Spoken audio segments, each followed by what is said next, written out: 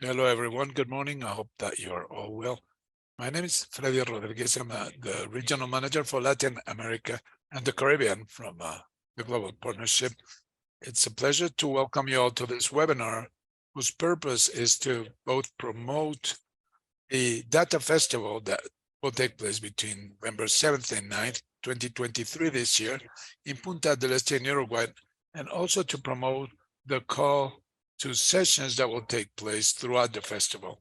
So during today's session, we're going to explain through different spaces the purpose of the festival, the principles, how it's going to become organized or being organized, and how you can also build and develop some sessions so that you can share them with us, and the program so that the festival's program can go over them and review them. We have some guests, and in the end, we're going to have a Q&A session. We want to hear what you have to say, but also we want to understand what is going on based on comments that you may have on the festival. Thank you so much. So we'll start now. So as I just mentioned, this webinar is going to have production. So to all our colleagues, we have simultaneous interpretation. So you are welcome to pick on the globe icon on the right hand side of your screen so that you can pick the language that you want to listen or participate in. So we will have the same kind of communication. This is our schedule for today. We're going to have a very brief introduction on the festival and some words from the statistical community, how this is connected with official statistics as well, both at the Latin American Caribbean region, the principles that govern the festival. It is important for us to have in place a number of principles. We do have that vision as a data festival. This is not only an event, but we also celebrate, as the festival states, we celebrate data, and we celebrate data in an inclusive manner because they should include a number of aspects that are necessary when putting forward the sessions. And then we're going to see the different formats of the sessions. And as I said, we're going to have a Q&A session in the end. Next, please. Next slide, please. Okay, first of all, let us tell you a little bit about the festival. This is the second version that we have. The first one was in 2018 in Bristol. And because of the pandemic, we were kept from holding a new festival, and we've been organizing this one starting last year. It's going to take place in November.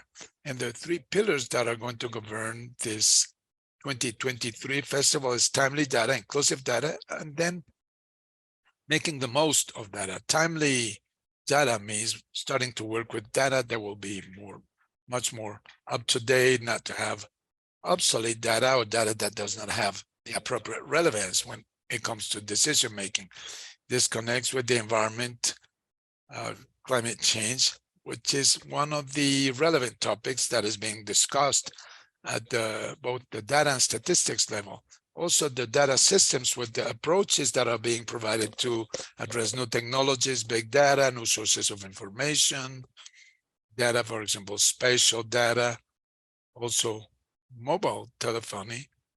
All of these aspects that are necessary to provide timely data in order to have greater information, but relevant information are all connected with this pillar for timely data. The exercise for making the most of data and timely data in order to transform economies, how they should also connect with the economic core. And by looking at the SDGs, they have a big connection with the global partnership. And for many of you, during this exercise, something that we also see is both the social and economic cores, the environmental core, which is the one that I first mentioned in terms of climate change. As for the second pillar, we focus on inclusive data. This is a big package on how to ensure certain aspects regarding data disaggregation. We need to ensure greater availability and greater use of inclusive data. We're talking about different topics that have to do with minorities, that have to do with ethnic groups, the LGBTI plus community, many different aspects that relate to having larger amounts of data, but also that they are used properly and included during the exercise of official statistics. And then we have the intersectoral focus, not only inclusive, but it should be cross-cutting with other variables. It is important to state that many countries do have an cross-cutting focus or approach in many variables, but it's good to know how within the festival we're going to have discussions that will make this even more cross-cutting. The generation of data on the part of the citizenry, this is also important. This is part of inclusive data, and somehow, as I said, we need timely data and how this is connected with those needs. And finally, as far as responsible governance, it has to do with data governance, it has to do with data protection, it has to do with the way in which a number of communities are being included in data generation itself, because in the first block, that is inclusive data, it's how we capture information, but how do you design this information capture? And this also has to do with responsible governance. And we need to help people to tell their stories, or that they are properly represented in data. All of these communities that are not seeing themselves represented, we need to create transparency cultures. We're talking about open data, information exchange. We need to ensure the possibility for people to share information between institutions and sectors, and we need to ensure that data are used. All three pillars include data as their main core. And then we need to democratize skills. That is, not only experts or data experts may be able to understand and interpret data, but anyone, any person, through mechanisms, different dissemination mechanisms, may also learn to understand how data have a direct impact and an indirect impact on everything that we do involving citizens, the environment, and also the economy. These are the three pillars that govern the Data Festival. They're even interconnected with the Global Partnerships Strategy. So please. Next slide, please.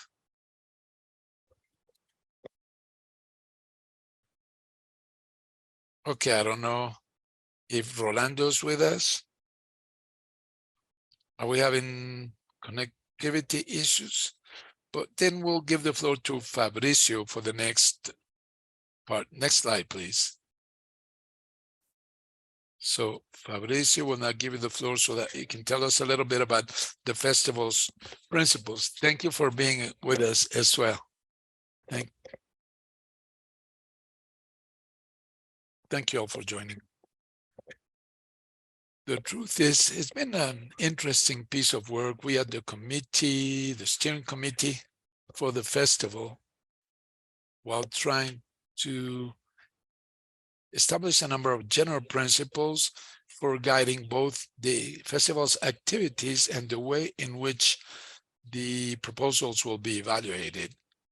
This is our purpose. How do we imagine that the festival is going to be in terms of both the agenda and the development, and also some of the proposals that we believe should be there?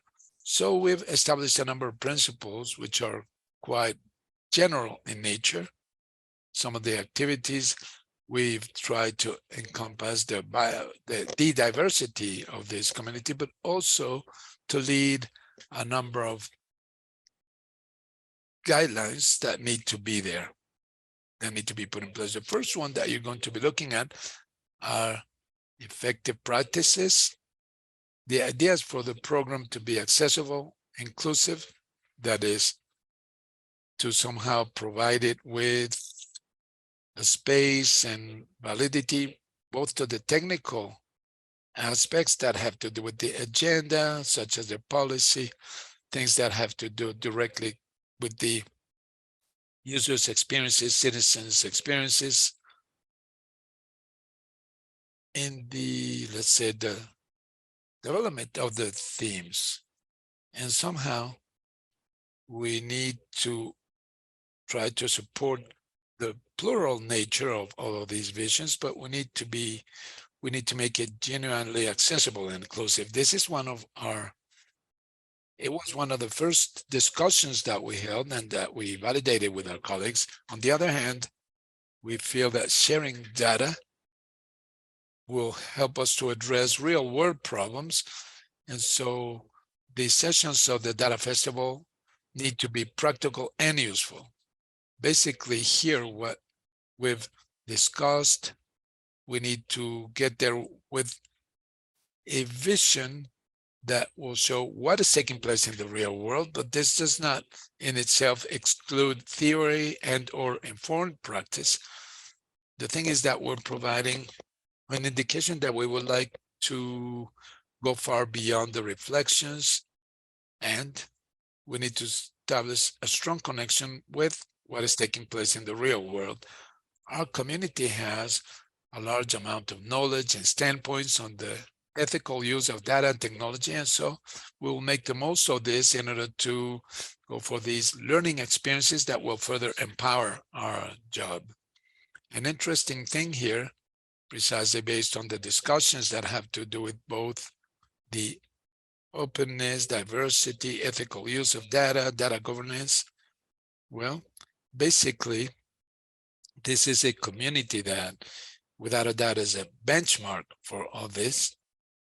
And this is something that shows us how learning and experiences can be systematized in order to start orienting the practice. This is part of what the festival aims to do. And on the other hand,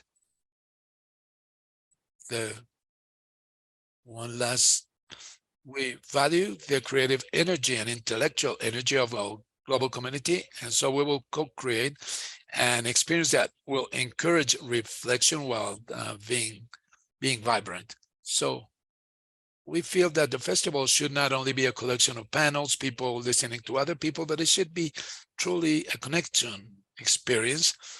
We want to connect the people that are there, that are participating, and we want this to be an experience where we get ideas and insights on the design of the festival. So after the pandemic, we need to value these in-person spaces, which are truly spaces for connection, for listening to others, for listening to other standpoints, because oftentimes we have tools such as Zoom that today allow us to, or enable us to join different sessions online, but we want to make the most of this in-person event. We don't want people just to come to look at their cell phones. We want them to come to work with us on the appropriate schedules and agendas. And finally, we feel that data systems should be built to benefit people in the long term. So we will stress environmental sustainability, sustainable progress. And this basically has to do with an orientation of the festival's management itself, how to manage the participation of people in the festival, but also, and naturally, we deal with the agenda. That is everything that has to do with the long-term view and the sustainability view about data use, about technologies, the technologies that are currently being used to deal with data. This is basically what we want to have, which is an environmental impact. So we want to look at this in a holistic manner and to ensure that we ensure that sustainable development can also become part of the agenda that we're going to be dealing with. And I believe, Freddie, this is basically what we discussed. And this is part of the discussions that have taken place within the committee. And we are at your service. Thank you, Fabricio, for your approach on the Latin American Open Data Initiative. So this is very helpful for the committee. We've held many discussions around this, and also the festival's executive committee will find this quite useful. Now we'll give the floor to Virginia Pardo, the director of the Information Society of Uruguay, and it's also that she can tell us a little bit about the principles that Fabricio just mentioned, that connection with the open data sources. Okay, thank you, everyone. Good morning. And first of all, I'd like to congratulate everyone for this organization, and we're very happy to attend this second edition of the festival in Uruguay. So it's a very good initiative, and we're all hoping that it will be a fine collection of activities. Okay, let me make the most of Fabricio's introduction and many other principles and contexts, and double click on this specific topic. What could be, from our standpoint, the ethical use of technology? How do we ground this? Based on what Fabricio said, we need to place this into specific cases and experiences in productive exchanges so that everyone can take away some important things, because we need to make progress and round this into practice, into specific examples. So this global activity faces the challenge, but also has the opportunity of bringing many communities together. So technical communities, the statistics sector, data owners, open data sources, but also regions. So I believe that we need to make the most of these opportunity for the different levels of progress that each of the country has made. When we talk about ethical use of data, you start thinking about, what do we need to share? What experiences can we share? We have governance, privacy, transparency, accountability, data management, data use, and everything that has to do with data treatment. And here, there's a huge amount of challenges and opportunities, because we need to make the most of technologies in order to make progress, and also many challenges in terms of policies. As far as privacy is concerned, we have a lot of challenges at the global level on how these impact privacy, design, everything that has to do with technical tools for data management. So privacy, differential privacy, everything that has to do with new technologies, privacy, technologies, lots of challenges, and technology can help us to enforce this principle of data analysis. We also have a significant challenge linked to transparency.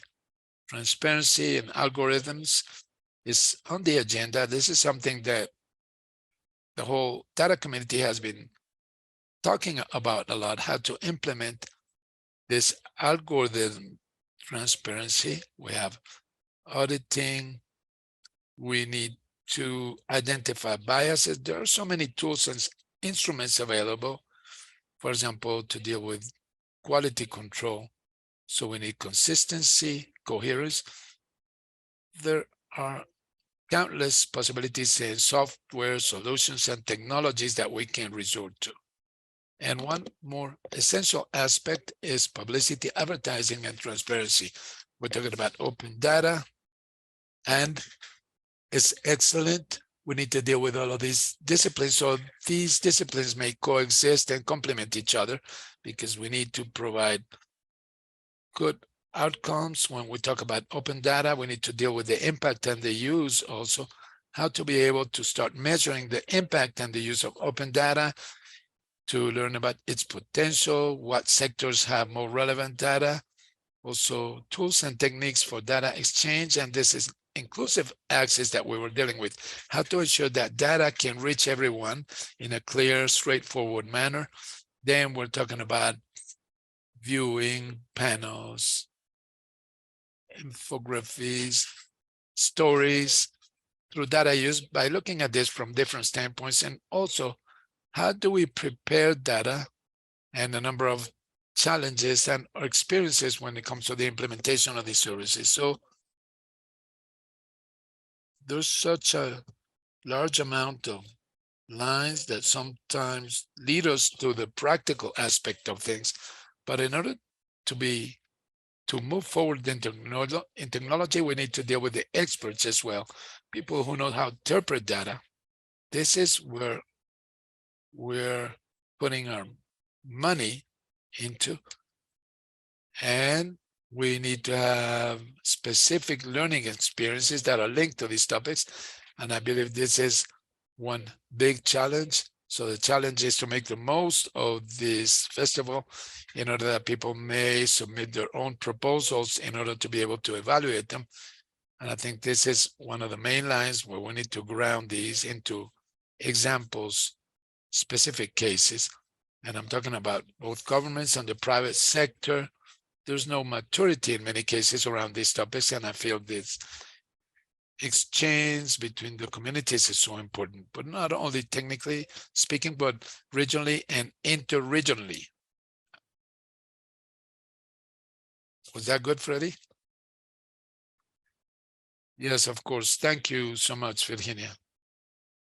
It's very helpful. So we need to further understand such an important topic and how this connects with the festival. So those principles provide an important line, particularly now that we're going to be dealing with the selection criteria. But before that, we're going to, now we've succeeded in helping Rolando to join in. We've been having some technical issues, but now we have Rolando Ocampo. So please, Rolando, you have the floor. Welcome. Now we have Rolando with us, so that he can tell us how this festival connects with the Latin American Caribbean statistical community. Welcome, Rolando, and thank you for joining us. Thank you. Good morning. Excuse me for not joining on time. We've had some issues with the link, but I would like to start by maybe recalling the social role of data as a whole in everything that has to do with sustainable development and with access to information both at the national level, but of course into statistics for every country. We all know the importance of data, both structured and unstructured, and the importance thereof for decision making, evidence-based decisions in order to create public policy, effective programs, measuring progress, provide follow-up in this specific case to the Sustainable Development Goals, and based on this agenda within the UN system, as well as the statistical offices, the ones in charge of providing follow-up to this agenda.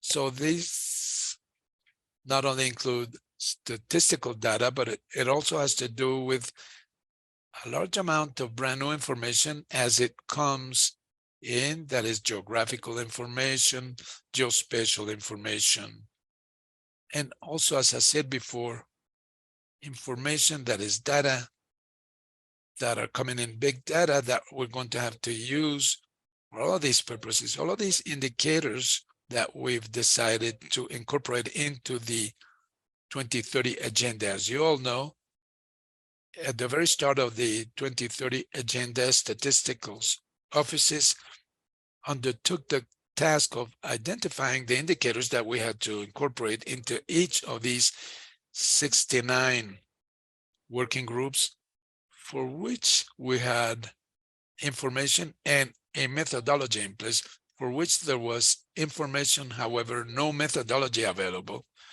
So we knew what we had to do, but we didn't know how to go about it.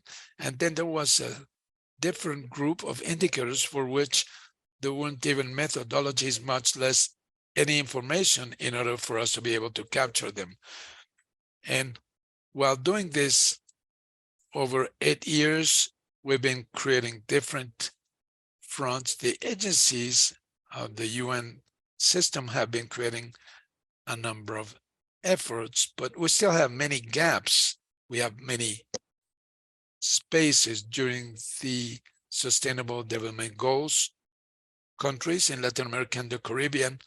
We're going to present something that has helped us to identify country by country, indicator by indicator, goal by goal, to see where we have information gaps, where the situation is serious, where it is not so serious.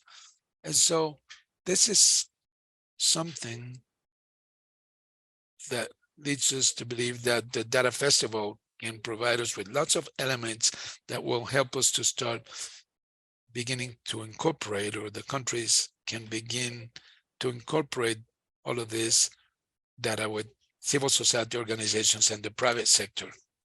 So this is quite important. And as you all know, data, processed data turned into information, play a critical role in inclusive development, sustainable development. And these provide information on the needs and priorities of the various groups. Data can also ensure that public policies and programs can actually meet those needs. Let me recall a conversation that I had with our friend Piedad Ordinola from Colombia, because she said there's great concern because sample designs are generating information, then they select samples, but they leave aside areas with very small groups of population, maybe large pieces of land with scant population. And it shows us how those local populations are not reflected on the sample. So what to do about data, how to incorporate these areas where the sampling is sometimes unable to be conducted every 10 years. However, I think that data, for example, from civil society, how the care sector is essential. Just let me bring up an example. It is likely that the NSOs cannot reach every single corner of a region, but just as the Coca-Cola delivery truck or the food delivery truck is able to reach out to the farthest place ever, why cannot we reach out to these populations? And it might prove useful. Such an example can prove useful. So this is a significant process for statisticians, for official statistics. So it is important to make sure that everyone can participate. One more thing is that we have information that we also need to strengthen as NSOs. And we at the Data Festival can find ways to create specific partnerships. And I'm talking about administrative registers.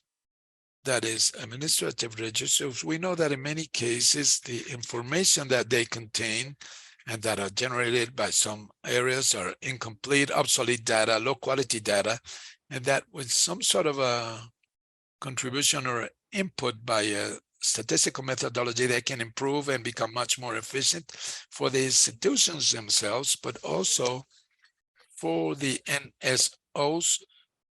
And this mix of information can allow us to be in one single space during the Data Festival, and we can get that wealth from that meeting. These and other challenges underscore the importance of initiatives of the Data Festival, which will provide a unique opportunity to both decision makers, NSOs, civil society organizations, data experts from the private sector and from other sectors can meet together to discuss things that have to do with data and sustainable development. The focus of the festival, in line with the framework of the SDGs, provides a big advantage to development communities across the region and across the globe as a whole, because this will be a global meeting that will provide a unique opportunity to design strategies on sustainable development goals. I think that the sessions that will be held during the forum will allow for such an exchange. And this is because it's going to be in person. We're going to have conversations in the different halls, different departments, different people will be able to discuss these things in person, and we're going to get a recipe. I say we because I mean we at the statistical offices, but also within ECLAC, there's going to be a lot of wealth to be found, because it will allow us to implement things that we have not yet implemented, and we will be able to work together and jointly with the Global Partnership for Data Development. And the truth is, in conclusion, I would like to emphasize or stress this huge opportunity that we have in Latin America and the Caribbean. And I'd like to thank the government of Uruguay, the NSO in Uruguay, the Uruguayan cooperation agencies that are promoting this process in their country, because this is of vital importance, being able to have this forum in a region, which will allow us to further boost all of these efforts. Let me conclude by saying thank you very much, and I'm at your service. Thank you, Rolando, for your perspectives on how this connects with the statistical community. And I believe that this is in line with the question on the chat right now. What is the audience? It is a very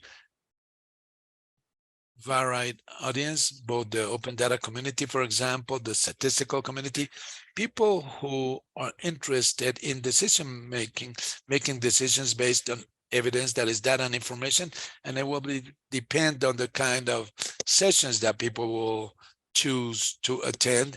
And then with my colleagues, Karen Chavez and Luciana, you're going to learn a little bit more about the kind of decisions that have been structured together with the Programs Committee and the Executive Committee for the festival.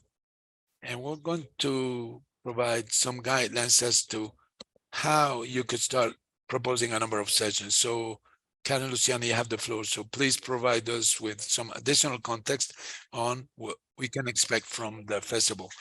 Thank you, Freddie. Thank you for everyone who has joined. My name is Karen Chavez, and I'm lucky enough to be part of the Global Partnership team as Programs Manager for Latin America and the Caribbean.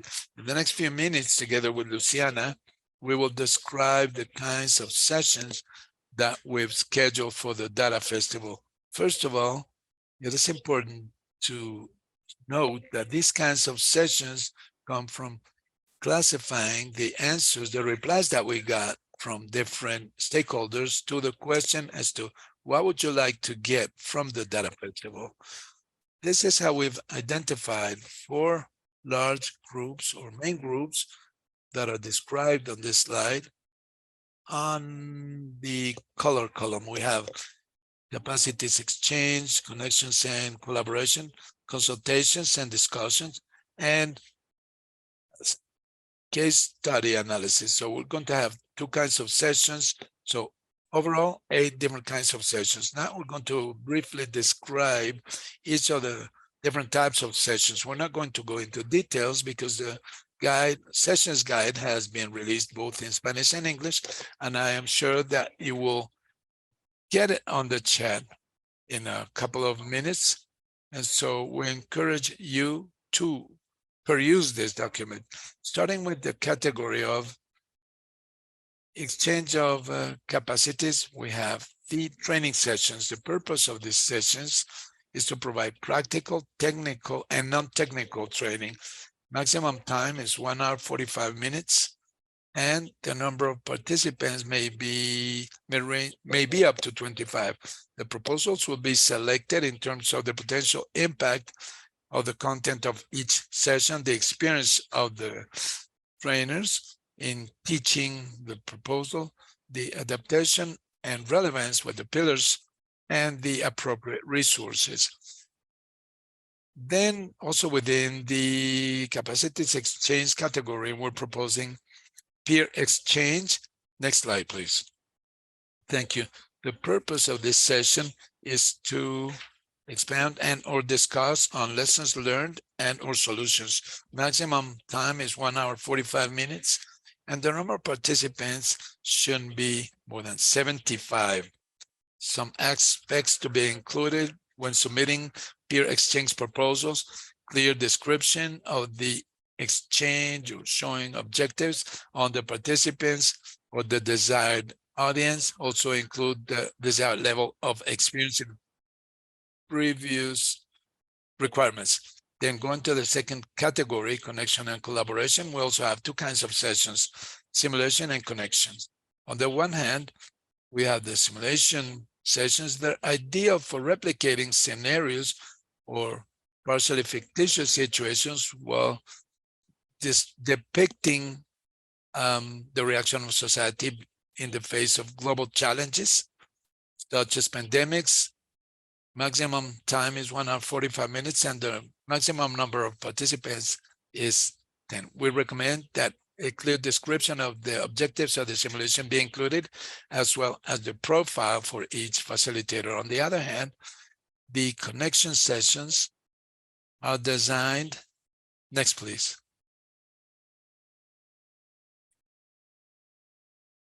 The connection sessions, the purpose is to bring different communities and stakeholders together. So those who have intermediation skills should be participating. Maximum time is 1 hour 50 minutes, and we will take up to 75 participants.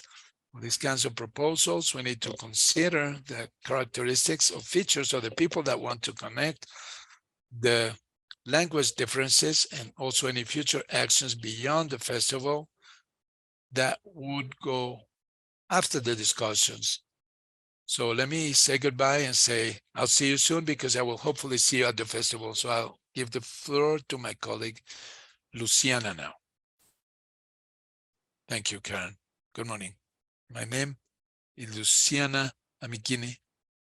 I'm the event manager for the Data Festival held by the Global Partnership. Further, with the review that we're conducting together with my colleague Karen, I'd like to talk about the next category. It has to do with consultations and discussions. During this kind of session, we're aiming at ensuring that participants will be able to share their standpoints, that we will be able to discuss new challenges, new trends, and so to be able to share new approaches and initiatives regarding the data work. We have two formats. The first one is the Ideas Laboratory. With this, we're aiming at you telling us about some challenges that you might have found solutions for through collective efforts. And through this outsourcing initiative, we hope that many different stakeholders will participate, many different teams, many different disciplines. We also hope to have participants from civil society organizations, the private sector, the government, the academic sector as well. So we're aiming at getting people to come together in order to create new services and also try to get new insights and ideas. Training sessions will include up to 75 people, 1 hour 15 minutes for these kinds of sessions. And as for the resources available, we're going to have,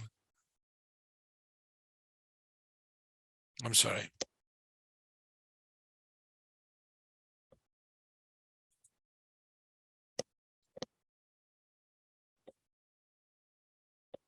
So further with the Ideas Lab, I was saying that as for the available resources, we're going to have a round table.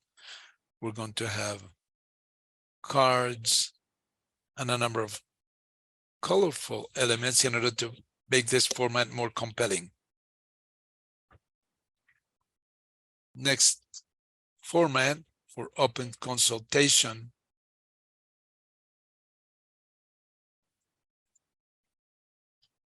For this format, this is ideal in order to get back different perspectives. These are specific themes because sometimes they may be new and complex and also controversial.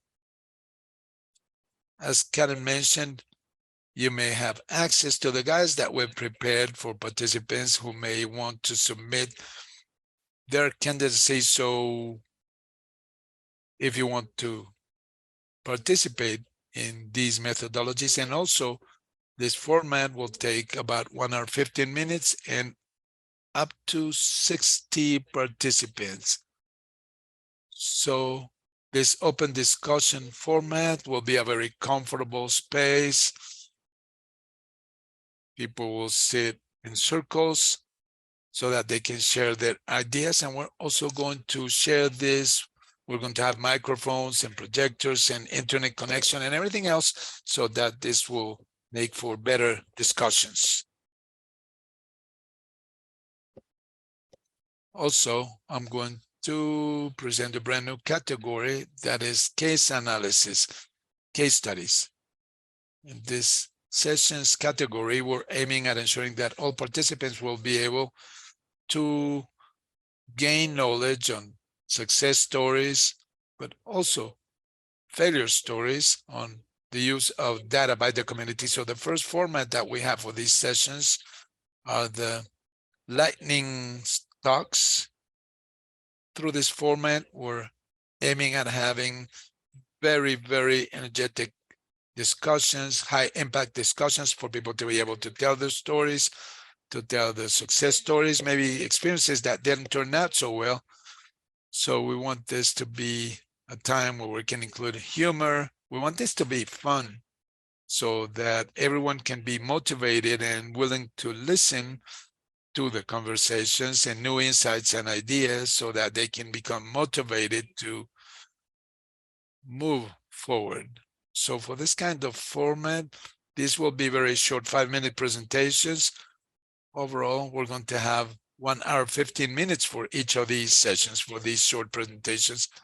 And so we encourage you to send us your proposals on this format, which will be super entertaining, lots of fun, and also very creative. As for the available resources for this format, we're going to have a setting, a stage, screens, microphones, and also a bell, some sort of an alarm, in order to be able to make the most of these exchanges and these lightning talks formats. We're also doing kinds of formats to be sure you know about TED Talks. So this is the ideal format designed to create storytelling so that everyone can share their experiences. After that, let me go to the second format for this kind of session. Next slide, please. This is the interactive roundtable. Through this format, we're trying to ensure that people will be able to discuss more specific topics, maybe a deeper discussion, not only amongst panelists, but also with the audience. And for this kind of format, we want discussions to be wide-ranging, to be inclusive, and to be accessible in order to be able to invite this varied audience. As for the duration for these formats, 1 hour, 15 minutes, we're going to have a room with 475 people. And as for resources, we're going to have chairs, microphones, to make sure that we have projection. We're going to have technical staff, microphones, in order to further encourage this kind of discussion so that panelists and the audience can interact and engage. And that said, this is the review of the kinds of sessions. As Karen, my colleague, mentioned, we encourage you to check the work guides that we've prepared in both English and Spanish, and you will find greater details on the methodology and also learn about the requirements if you want to put forward your session. So I will give the floor to Freddy. Thank you, Karen and Luciana. This gives us an idea of how our colleagues can start drawing, making drafts of those potential sessions. But before we move forward with the Q&A, I see that there are some questions in the chat, and I'm going to answer them. One, I will reply, some of my colleagues. But before I go to that Q&A, I will give the floor to my colleague, Alan Hollis, who will be speaking in English. So if you have any issues, please click on the globe icon on the lower right-hand side of your screen so you can listen in Spanish.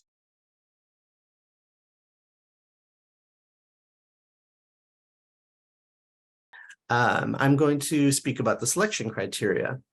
We will have at least 35 parallel sessions over the course of the 3-day event. Every proposal will be reviewed by members of the Program Advisory Group with support from the Global Partnership Secretariat. Every proposal will have multiple reviewers so that it is considered by people with different backgrounds, and we ensure an open approach to all proposals. Every proposal should be relevant to the principles of the festival. Your proposal should have a clear objective of what you hope to convey or achieve in your session, as well as how the story continues past the festival. We don't want ideas to begin and end at the festival. We want to ensure ongoing action and a life beyond the festival. There are some additional criteria for certain session types. Some of these have already been addressed by the speakers already. So if I repeat something that you've already heard, please take that in the spirit of wanting all of you to send in the strongest possible proposals. For example, training and peer exchanges should focus on learning and should demonstrate that the instructors have sufficient experience delivering these kind of trainings. Matchmaking sessions should address communication barriers. We plan to have live interpretation between English and Spanish in every session, but there are additional challenges inherent with so many close conversations. An ideas lab may require movement throughout the space, so a proposal should consider the physical space. Interactive panels should include a component of audience participation. Lightning talks are a little different since we have many of these in a single session, but the proposals should still indicate a clear impact or learning from a failure and perhaps a call to action. The deadline for submissions of proposals is April 23rd. Thank you all. Muchas gracias.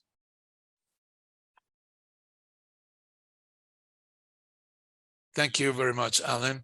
Now we're going to the Q&A section, but also comments if you want to make any comment. Let me start with the questions, open-ended questions, and questions that are already on the chat. So if you want to ask any questions, please don't hesitate. Do it through the appropriate channel, that is the chat, the Q&A session, and also raise your hand. I see 2 hands that are raised. So please raise your hand and you will be given a chance to engage. There's a question here, how to apply for the courtesy tickets, and there's a question about cost. On the website, there's a section called register. The idea is that you can use that register section in order to know that there's an intention behind this and to show your intention of attending the festival. When logging on to the register page, you will get 2 options. Number 1, paid for tickets, or courtesy tickets, or what we call anticipated entry. You're getting a 40% discount if you join now, or a courtesy ticket. There's a short descriptive text, the courtesy ticket, that deals with the government agencies and stakeholders from organizations whose budgets are lower than $2 million will have access to these courtesy tickets. That is to say that if today we have organizations or people who are part of governmental organizations, you may apply for this kind of courtesy ticket. Same for civil society organizations or organizations with budgets under $2 million. You can apply, just fill out the questionnaire or the form, and then you can apply for these courtesy exits. You are going to be asked to provide some specific details, your name, and so on and so forth. Please complete that. This is important for us as well, because through this, we will be able to have an idea of how many people are aiming at joining us during the data festival. Okay. Hence, I have replied to both the questions regarding cost and tickets. I don't know whether the link that has been posted in here was designed to answer some of the questions. And Austelo, please. Can you please tell us if there's something additional that you'd like to say or ask? I have one more question here.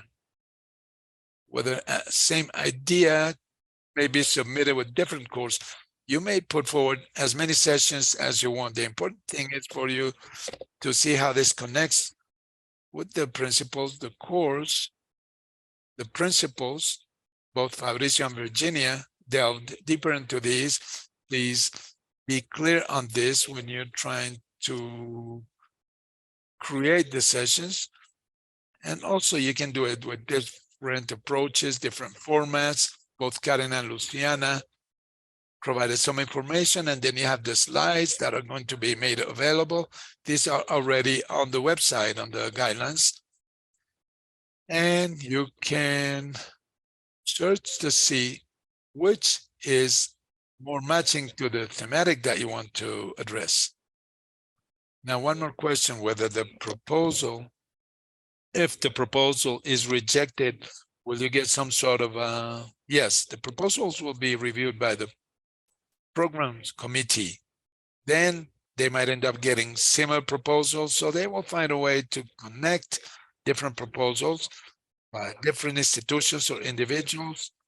We're going to also see whether you're getting feedback, because let's say you've submitted a very good proposal, but maybe the program committee doesn't like it, or the form doesn't apply, or maybe they want to take different aspects into account. So we're going to try to provide as much feedback as possible so that proposals may be rated and be accepted. So if there are similar proposals, they might also be accepted. Is there a specific format for submitting proposals? I believe the tool is on the website. It's a Google Forms. You log in and you start filling out the form. Of course, it includes some important aspects when you send in the proposal, the objectives, the scope, the language. If you want to have your proposal or a session only in Spanish or Spanish, English, this is also important for you to take into account when filling out the form. But you will find a Google form. Maybe Luciana or someone from the team, if you could please help us to specifically locate that form, that Google Forms, so that we may have it on the chat. Are there some specific forms? Okay, good, Anna. Is it necessary to include the profiles of the panelists? There are cases where you will need to provide a profile. Basically, what we're aiming to get is for this to be reviewed. Each question will be reviewed. There are some aspects that will be reviewed, including who will be involved. We're very aware of panels per se. We're not prioritizing that.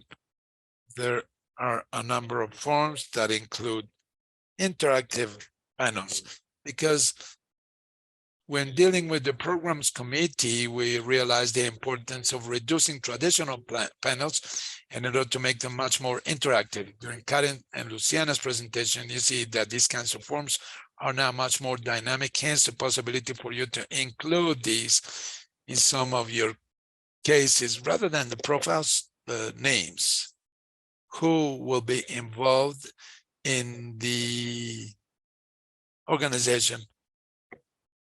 Does the conference provide funding? This is a different item. This is not part of the discussion, but it may be dealt with once the winning proposals have been picked. So it will be possible for people who have registered to be able to apply for funding for travel expenses. It can be partial, total funding. We'll also look at that process, but one of the items that we're going to be requiring is whether your proposals have been selected so that they will become part of the screening process. And so there will be funding. We cannot say that everyone who applies will get funding. The funds are quite restricted, but we will provide funding. So we may also take into account whether you are organizing sessions. So if I do get the support from a donor, and I mention it, yes, you can mention it, particularly there are other additional spaces that we're trying to find within the festival that will be what we know as what we call spaces that don't deal with the main content of the agenda, but there will be spaces for exhibitions, for exchange, networking, and so on. Some sponsors might provide funding too, and these are additional spaces that will also be part of the venue, that is the convention center at Punta del Este, and you can ask for them to be part of this process as additional sessions. So they will not be 100% part of the process, but we call this soft content or within the other spaces, but we can also look at that. And Ricardo, if you're interested, please contact us and we can look at those additional spaces if you're somehow specifically thinking about this with a funder. I think that we have already answered the questions that are on the chat. I see 3 hands that are raised. Let's give the floor to Elvis, please. And please, Maria and Ivan. So let's start.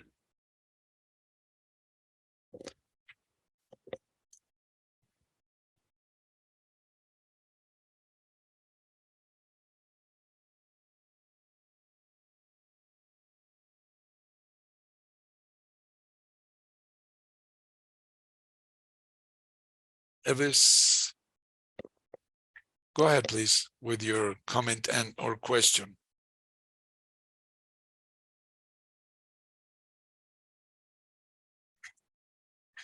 Something is going on with Elvis. Let's go to Maria, please.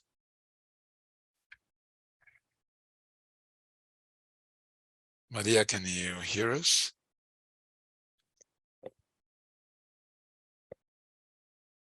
Okay, go ahead, please, with your comments and questions. Yes, yes, I can hear you. Well, I also want to know about the costs and everything else, but I just wanted to comment on this, but you have already answered the question. Thank you so much. Thank you. And we have the email address if you want to ask any questions about the registration process. So we encourage you to register. So this also gives us an idea of the number of people that want to participate in the festival. Yes. Well, one more question. Also, I think that specifying the timetable, that's also important because in the email, you get the schedule, the timetable, but it depends on what country you're in. I checked the Uruguay time slot. It should be made more specific because it did happen and I missed one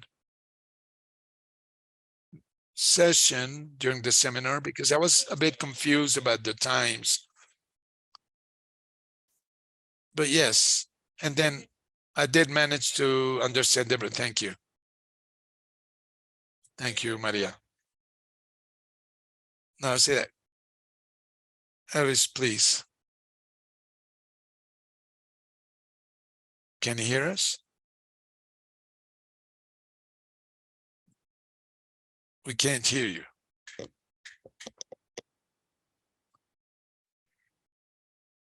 Okay, if you're still having issues, can you please tell us your comment on the chat? So now Ivan Ojeda has the floor. Good morning, dear Freddy. I know maybe, can you hear me? Okay, yes, we can hear you quite well.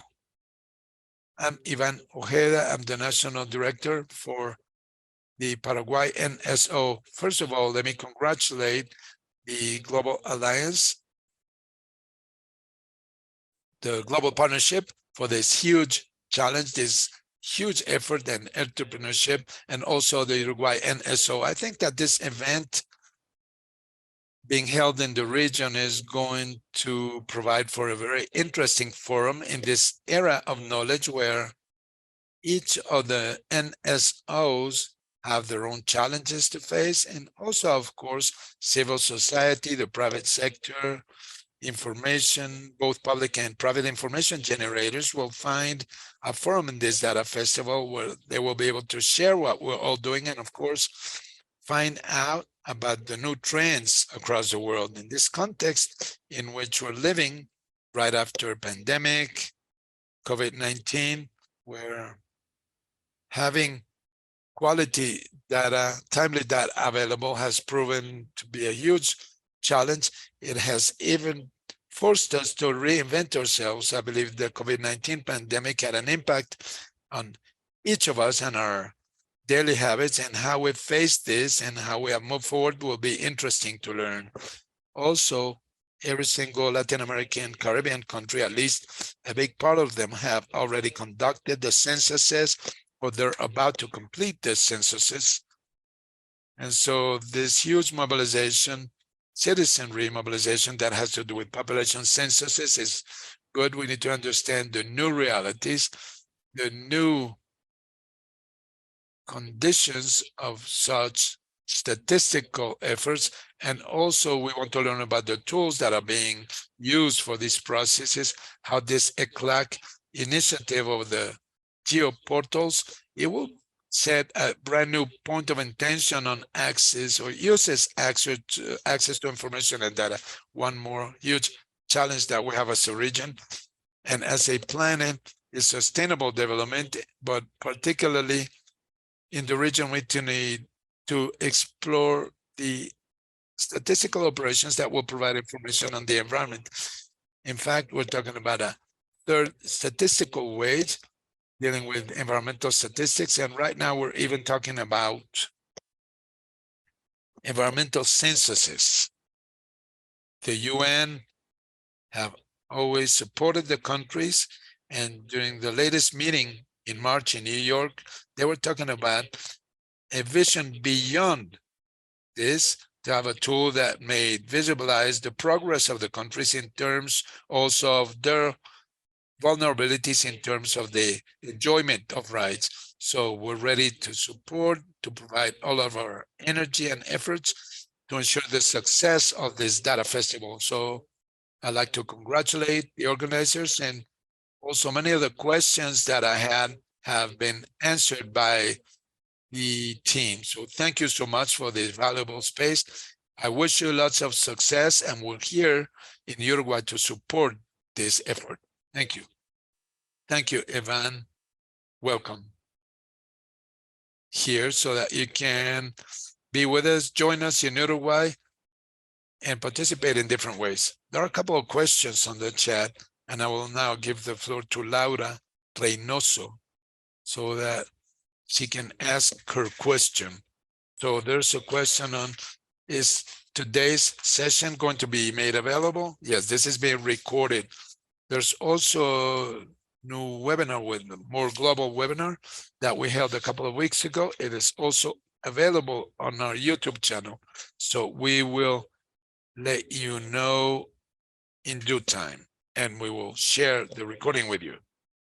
One more question about what happens if I submit a proposal and it is selected, but we cannot go through. So this is also going to be shared with the program committee, maybe 12, 15 people supporting the process, people from different global organizations. So together we're going to be reviewing each of the proposals, the criteria, and clearly if there should be any issues concerning any of the selected proposals as have gone through the filters, we'll find a way to cover such spaces.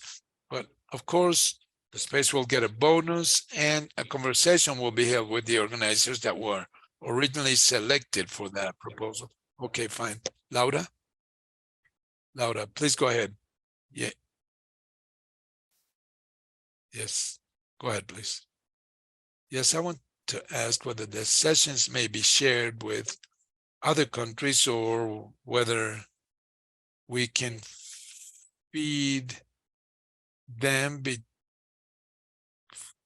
with topics between peers, or for example, a country wants to include both civil society and state agencies within a panel. Can it rotate or turn over? Yes, perfect. That's a very good question. It is also important for you to take all of these aspects into account. Is this going to be conducted amongst peers? This is a global event, so we need to ensure that we will have inputs from different countries and or regions, and this will prove very useful for every proposal. And the fact that they have multi-stakeholder focuses, civil society, government, private sector, academia, and so on. This also helps us to understand that there's not one single perspective in terms of the proposals that are being submitted. So is being there in person a requirement? Okay, the focus, the approach of the festival is rather to be an in-person festival. So for the plenaries, we're going to broadcast them.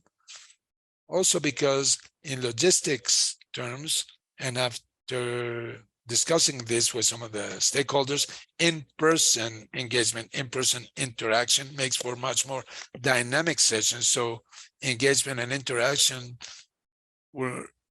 through online tools is going to be a little harder. So we want the proposals to be submitted and intended to take place in person. Okay, good, thank you. I see Elvis.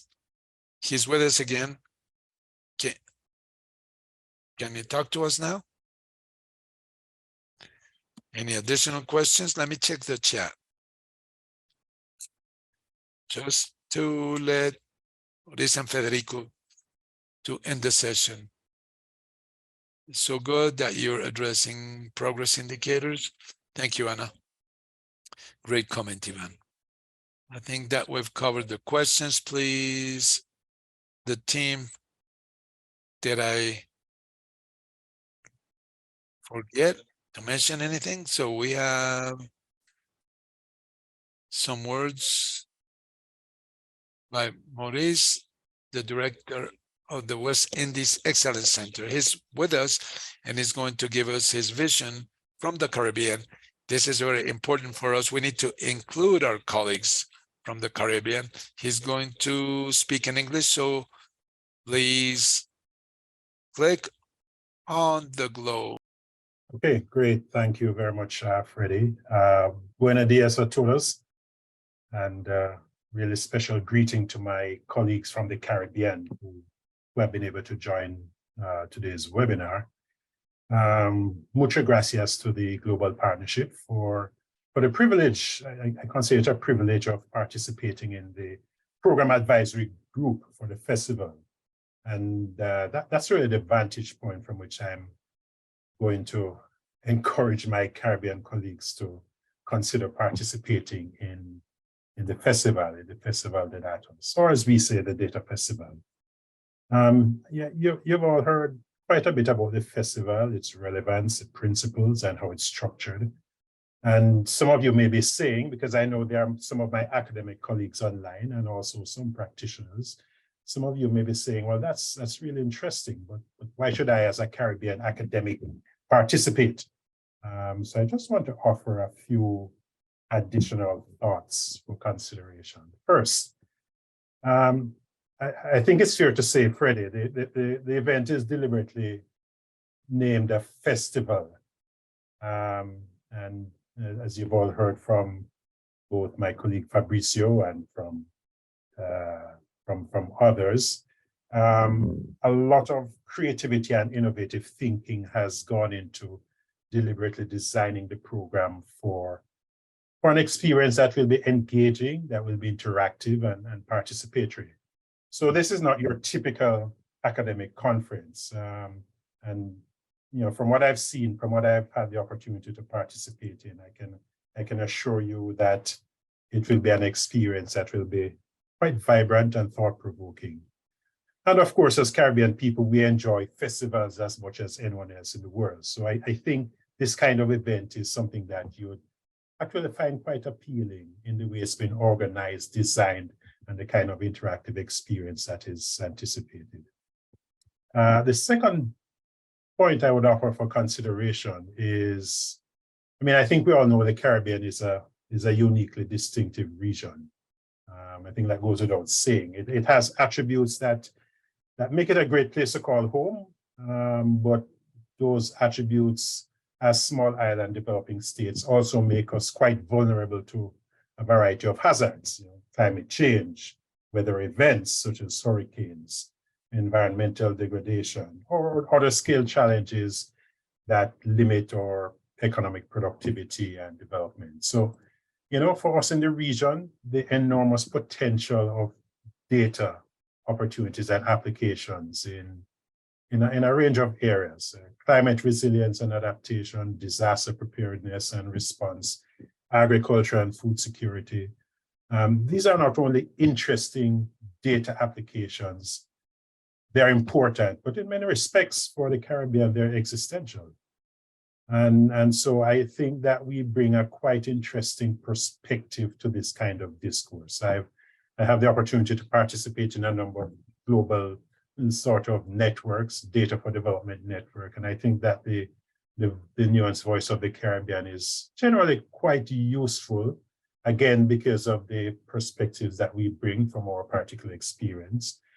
So I think that a forum like the Festival de Datos would benefit from the Caribbean voice, from our unique experience as a region of small island developing states. So again, I would encourage from that perspective. And then the last thing I would offer is, of course, probably the most important, Fabricio, is that Uruguay is a great destination.